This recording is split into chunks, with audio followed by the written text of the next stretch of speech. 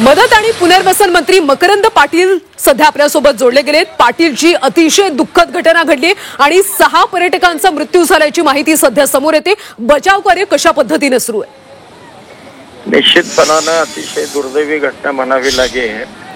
आता आपणच त्या पद्धतीने एनडीआरएफची टीम त्या ठिकाणी पोहोचलेली आहे, स्थानिक प्रशासन आमचं त्या ठिकाणी आहे आणि त्या पद्धतीने जखमी लोक असतील, अडकलेले लोक असतील, यांना बाहेर काढण्याचं काम युद्ध पातळीवर त्या ठिकाणी सुरू आहे आणि काही मृत किंवा जखमींची अद्याप अधिकृत माहिती माझ्या हातामध्ये आलेली नाही।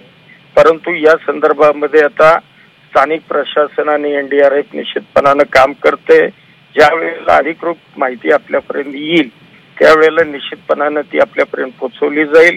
परंतु जे जखमी आहेत त्यांना तातडीनं जवळच्या दवाखान्यामध्ये नेऊन किंवा जखमींचे अधिक सिरियस असतील तर त्यांना पुण्यासारख्या ठिकाणी शिफ्ट करून अशा पद्धतीने त्यांच्यावर ताबडतोब इलाज करण्याच्या संदर्भातल्या सूचना देण्यात आलेल्या आहेत। पाटीलजी, स्थानिक प्रशासनासोबत तुमचं काही बोलणं झाले का? जिल्हाधिकाऱ्यांसोबत काही बोलणं झाले का? काय होतंय, जिल्हाधिकाऱ्यांचा माझा फोन कनेक्ट झाला।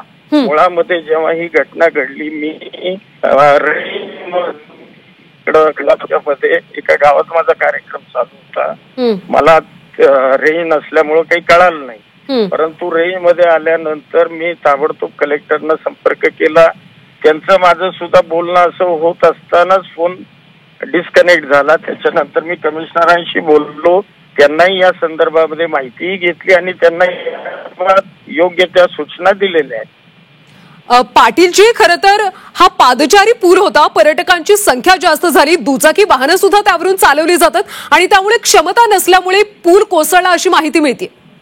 हो, बरोबर आहे। काहीतरी लोखंडी पूल तो होता आणि लोखंडी पुलावर निश्चितपणानं काही कॅपॅसिटी असते त्या पुलाची आणि पुन्हा तो पूल केव्हा बांधलेला आहे त्यावर सुद्धा त्याचं वजन अवलंबून करण्याची क्षमता किती आहे हे आपल्याला काही कल्पना नाही। परंतु मला साधारण प्रातिनिधिक असं माझ्या लक्षात आहे, पुलाच्या कॅपॅसिटी पेक्षा पर्यटकांची संख्या अधिक झाल्यामुळं कदाचित हा पूल कोसळला असावा।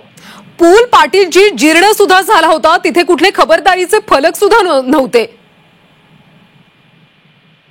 आता या संदर्भामध्ये मी अधिकृत काही आपल्याला जोपर्यंत मला माहिती व्यवस्थित येत नाही तोपर्यंत मी आपल्याला अधिकृत काही सांगू शकत नाही। कुंडवाळा खरं तर हे प्रसिद्ध ठिकाण आहे पाटीलजी, दरवर्षी पर्यटकांची गर्दी होत असते आणि मग कुठली खबरदारी घेतली नाही का? सध्या पावसाळा सुरू झालाय, वर्षा विहारासाठी पर्यटक येत आहेत। नाही, खबरदारी प्रशासन घेत असतं, परंतु काही वेळेला लोकचा मॉब एवढा म्हणजे हाताच्या बाहेर काही वेळेला जातो, लोकांचं सुद्धा थोडस पर्यटकांमध्ये उत्साह असतो, त्यामुळं एखादाही म्हणजे अशा पद्धतीनं हे घडलं असावं असं माझं मत आहे। पाटीलजी, तुम्ही घटनास्थळी भेट देणार आहात का? त्या संदर्भात काही माहिती मिळेल का? हो, निश्चितपणानं मी आता कलेक्टरांशी संपर्क साधतोय आणि ते झाल्यानंतर मी तिकडं येण्याचा प्रयत्न करतो। पाटीलजी, धन्यवाद या सगळ्या सविस्तर प्रतिक्रियेसाठी।